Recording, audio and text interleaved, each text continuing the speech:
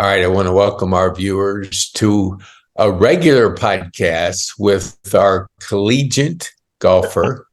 Lucas has been with us several times, and so he is now a little bit further away from Kennesaw. So he's across the pond in Barcelona for the holidays, but we still wanted to bring you the journey of business golf so you can understand how he's balancing his new life and what he has as far as some tips that are going to be helpful for balancing time, business, recreation, golf, and so forth. So, Lucas, welcome, and welcome from way pretty far away. You usually are about 10 minutes away, but you're further than 10 minutes. No, thank So you. just introduce yourself to our audience, just in case they haven't caught your past podcast, so they understand where you're coming from. So my name is Lucas Mota. I recently graduated from Kansas State. I was a student athlete for the men's golf team. I'm originally from Barcelona, like you said, and I'm currently visiting my parents. And I recently joined the workforce thanks to golf. So I'm here to kind of like explain a little bit of how was this process and how did I manage to use golf into my advantage to get a job in the future. That's awesome. I think it's so important that when we think about how competitive golf is at the collegiate level and the time commitment, and I would see at Pine Tree practicing all the time, range, putting green, hitting, just being out there. Now you're balancing the business and the golf. So why don't you share with our viewers a little of that journey? I know you have three things that you want to cover with us this morning. So I'm going to give the platform to you. So the first one is how did I got introduced to business golf, and how did I discover that that was a thing? And I didn't know it was something until last year or a couple years ago. So it's something that I discovered pretty recent. And it was through basically thinking. So I'm pretty extroverted person. I like talking to everybody. And then as I was at Pine Tree, I started talking to some members, and they happened to be extremely welcoming. And yeah, let's play some golf and let's have some good time or whatever. And I was like, absolutely. I wanted to increase my group of friends, my group of connections. So I thought that that was a great opportunity. And then through playing a few times, I discovered that I could actually ask them for help because they already knew me. They already from spending time on the golf course.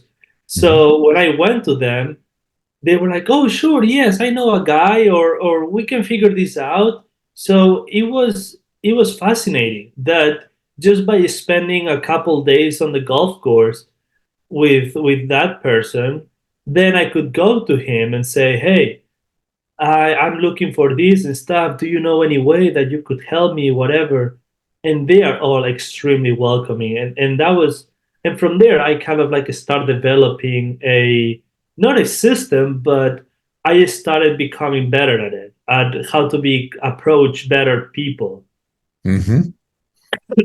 A lot of Would you say, just to jump in here for a quick second, would you say then your mind was more intentional about, on this journey? Because obviously when you came to the US, we have most everybody that plays at your level, thinking, okay, PGA Tour, or now maybe the Live Tour, or both, whatever. So you're now shifting because you finished your master's and you have achieved a level of education that's very high. You have that competitive nature within golf. So now you're thinking, okay, how can I leverage my skills as a golfer and continue my journey into the business side of golf? Yeah, I mean, at the end, golf has been a passion of mine since I'm 3 years old. Hmm. And yes, it's true that my competitive career has ended, but I still wanted to find a way to keep golf in my life. And that was uh, absolutely finding, like a stunning finding. And I love it. It matches a lot with my personality because takes away all the pressure from competitive golf and adds way more sociability with the other person. Because sometimes when you are in a competitive tournament, yes, you can connect with the other person, with the other player, but a lot of them they are extremely focused on what they are doing and on their round. So it's not that easy. So you gotta truly gotta change like a little bit the mindset of it. So what have you done? I know you have three ideas and tips that you want to share with our viewers. So as you were thinking through this, the general switch from competitive to business side, what can you share with our viewers that you've discovered that can help them leverage time and yet still be connected to the competitive side Mhm. and moving into the business side of golf? Yeah, so the first thing, obviously, you gotta be extremely efficient with your time when it comes to practicing. Mhm. You gotta be very aware of when are you practicing, the moments that you're practicing, and even if you have 30 minutes, if you can show up to the golf course for 30 minutes, you can still manage to put a decent amount of work in those 30 minutes. Mhm. So the first thing is that it doesn't require as much time as someone would think to kind of like be on the game or increase your level. Mhm. And the next thing it would be when you are playing with someone, you if you are a good player, you want to adapt a little bit your strategy to where you are more parallel to that person.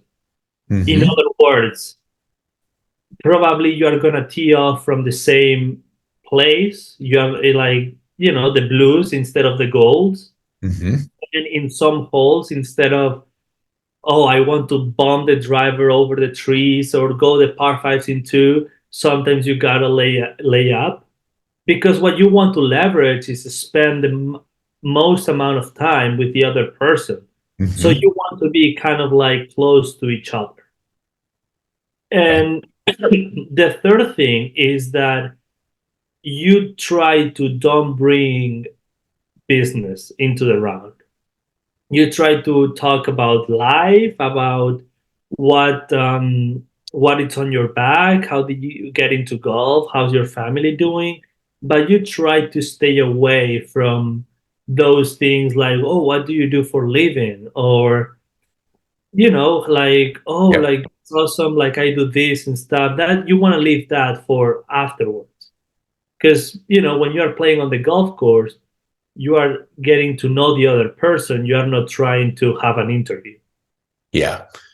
And don't you think, I mean, I think it's very wise because I have played with people and before the relationship is built, it's almost like asking a person to get married before you've gone on a couple dates. Mhm. So what our viewers, building that relationship is not going for the jugular, what they do, and all that. It's getting to Mhm. know them. And I think you have that skill of really building the rapport with people. And so they're openly want to connect and share with you just Absolutely. what's going on in their life. Yep, absolutely agree on that. And for the most part, you gotta be able to talk more than the other person, just because like you are trying that that person gets to know you more than you are trying to get to know that person. Because Mm-hmm. eventually you will be asking that person for a favor, therefore needs to know you better than you know that person. Yeah.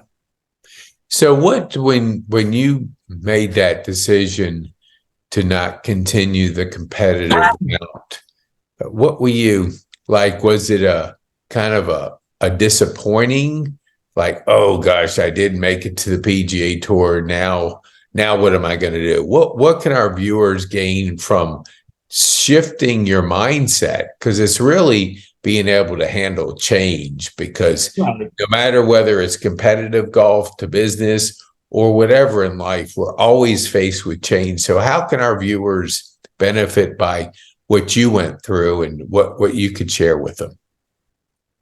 So, from my perspective, you only have one chance to be a professional golfer. You gotta, there's a lot of hours that you gotta invest. There's a lot of dedication, and therefore, even golf is a very long sport. There's a lot of longevity in it. I feel that you only have one chance to become pro. Mm-hmm. So after my sophomore year in college, um, I realized that I wasn't doing the things on the right way. And instead of moving forward, I was moving backwards. And I was moving backwards up to a point where I didn't know what I was doing. I was just literally swinging the ball, but with no purpose.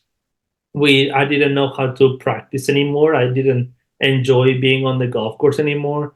So I spent 2 years after that, kind of like just figuring things out, Mm-hmm. like getting conscious that probably golf wasn't going to be my future, like professional golf wasn't going to be my future, but possibly I could find some kind of different path that it was also related to golf. Mm-hmm. So, and then I just pretty much run into that social part of golf because for the most part, my entire life has been competitive golf. Mm-hmm. And yes, despite you socialize and you hang out with friends, you are still extremely focused on your thing. You are when you go to the range, you don't talk to the guy next to you. You are hitting your balls, hitting your session, and the same when you go to the tournaments. You are not speaking to the other person, blah, blah, blah, blah, blah, blah, blah. You are completely focused on this is my shot, this is what I have to do. So when I discovered the social side of golf, I it bring my passion again. And and I realized that I wanted to practice because people want to play with a college golfer. And Mm-hmm. therefore I felt the pressure of like, okay, I gotta perform in a way because people are expecting me to play good. Right. So I would still practice, I would do everything, but just with a completely different mindset. Yeah, that's, you're right about expectations. Because the minute they know you played collegiate golf and scholarship and competitive, and you're from Barcelona, so you obviously came to play the most competitive environment you could. If you were to go out there and hit it sideways and hit a bunch of bad shots, they're going, man, what happened here? So you do, and being competitive, I know you want to keep the level up. What would you say, like hours wise? Because I think our viewers would love to hear how many hours were you putting in to play competitively in the collegiate level versus now just with a mindset of being competitive, but in a different way. Right. So, and that's just my opinion. Golf at the end, if you're gonna treat it like a job, you gotta work like a job. So you gotta spend the 40 hours a week on the course. Mm-hmm. It's true that because we have school, obviously that takes some time off, but you don't have days off pretty much. I mean, you are Monday to Sunday on the golf course. maybe you spend, instead of 8 hours a day, you spend 4 hours a day, but you are still spending 7 days a week on the golf course, or 6 days a week sometimes. Mm-hmm. And not one right now, I probably play maybe 9 holes or 18 holes in a week, and then maybe I hit 1 hour of balls and chip and putt in a week. Mm-hmm. So I'll be extremely fortunate if I play 3 times a week, including the weekends. But Wow. so obviously I had to become way more efficient with my game. Mm-hmm. Do you have any tips like you could give our viewers, like, time consuming tips? Do you do anything at home? Do you do anything to just keep that, leverage your time, but keep that competition skill level at a higher level? Could you share with our viewers anything you're doing? Yeah, so golf is very technical sport. So even if you are not practicing on the golf course, you definitely want to keep improving your technique, even if you're at home. Mm-hmm. Because at the end, golf is a lot about muscle memory. Mm-hmm. So you want to make sure that even if you only hit balls once a week, you still have that repetition in your head that you've been doing at home, even without a ball. So there's 3 drills that I do that I like to do. The first one is the rock skipper. You know, those people who skip the rock over water. Yeah. So what happens is that the technique to do that, it matches a lot with the transition of weight, with the weight transition on the golf swing.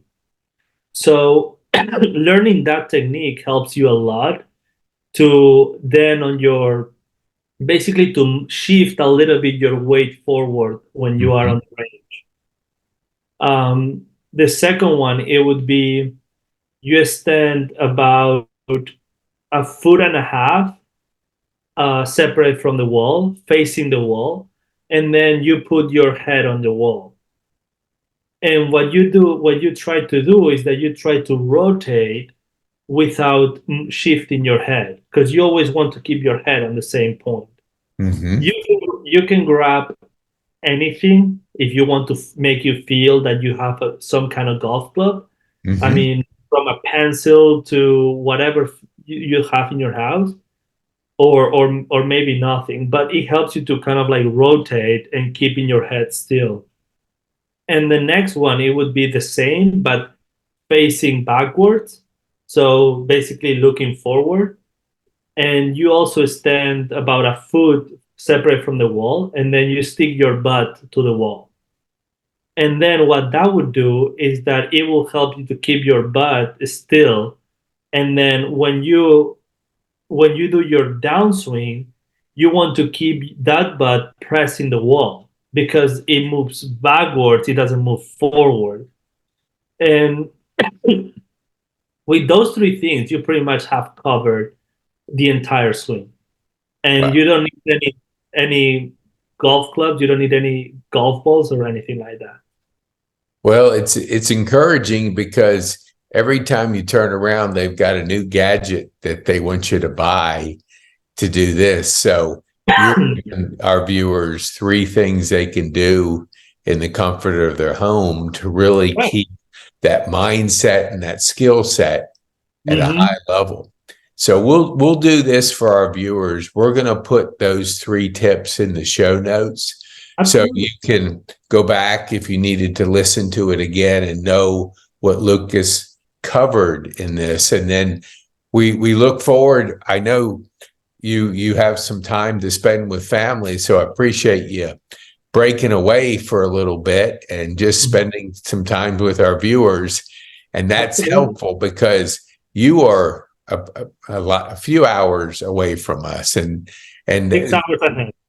yes, and so we'll do this. Anybody, this Lucas is going to take you through his journey of competitive golf to the business side and what he's doing personally as he's navigating through this maze, because the mind definitely changed from, putting in all those hours and playing competitively at a collegiate level to now doing it still as a fun, enjoyable business side of it. So I want to thank you. So what would you leave our viewers this week? Any insight as we wind down, you want to leave our viewers with? Golf is a extremely healthy sport. So even if you just have 30 minutes of your time or 15 minutes, still show up to the golf course, get some air, roll some pads or chip some, whatever you want to do. But it helps you a lot with your health and your mental work. Mm-hmm. So you definitely want to be out there as much as you can. Awesome. Well, I want to thank you, Lucas, for being on the show, and want to wish you a Merry Christmas to you and your family. And we'll be back soon for the next episode. We don't know if we'll be taking the podcast from Barcelona or Kennesaw, but either way, we're going to bring it to you, our viewers. Thank you so much.